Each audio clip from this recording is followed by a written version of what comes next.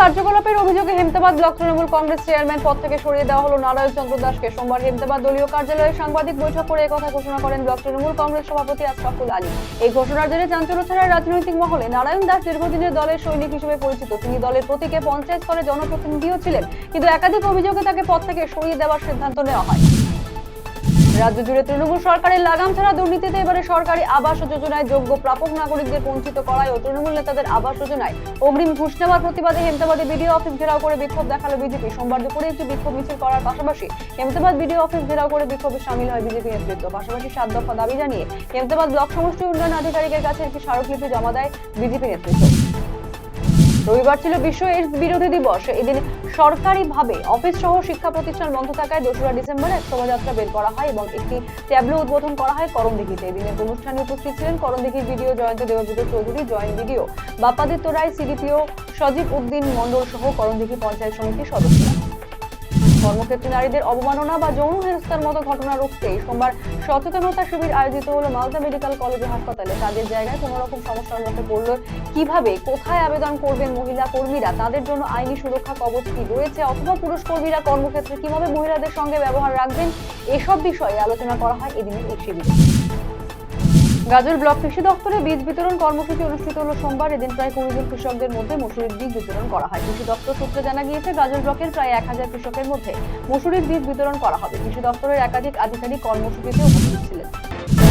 পশ্চিমবঙ্গ সরকারের ক্ষুদ্র, ছোট এবং মাঝারি শিল্প এবং বস্ত্র দপ্তরের উদ্যোগে সারা রাজ্যের পাশাপাশি উত্তর দিনাজপুর জেলার ইসলামপুরে সোমবার থেকে শুরু হয়েছে শিল্প সমাধানের এমএসএমই ক্যাম্প। ইসলামপুরের সূর্যসেন মঞ্চে আগামী 7 ডিসেম্বর পর্যন্ত চলবে এই ক্যাম্প। এই ক্যাম্পে ক্ষুদ্র, ছোট এবং মাঝারি শিল্প এবং বস্ত্র দপ্তরের সকল প্রকল্প ছাড়াও সংখ্যালঘু উন্নয়ন দপ্তর, কৃষি শিক্ষা, পঞ্চায়েত এবং গ্রামোন্নয়ন, খাদ্য প্রক্রিয়াকরণ এবং উদ্যান পালন দপ্তরের আধিকারিক সহ ব্যাংকের আধিকারিকরা উপস্থিত ছিলেন। রাজ্যপালের উপস্থিতিতে শপথ নিলেন রাজ্যের সদ্য নির্বাচিত হওয়া 6 বিধায়ক। উপনির্বাচনে রাজ্যের 6 আসনে জয়ী হয়েছে তৃণমূল কংগ্রেস প্রার্থীরা। সোমবার বিধানসভায় রাজ্য সঙ্গীত এবং পরে জাতীয় সঙ্গীতের মধ্যে দিয়ে শুরু হয় সভার গান।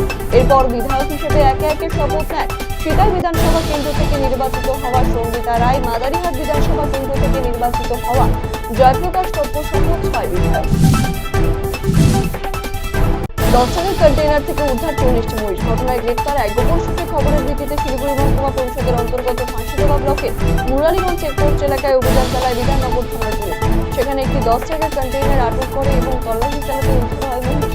চালকের কাছে বৈধ কাগজপত্র দেখাতে বলা হলে চালক কোনো বৈধ কাগজপত্র দেখাতে না পারায় চালককে গ্রেপ্তার করে থানায় নিয়ে যায়।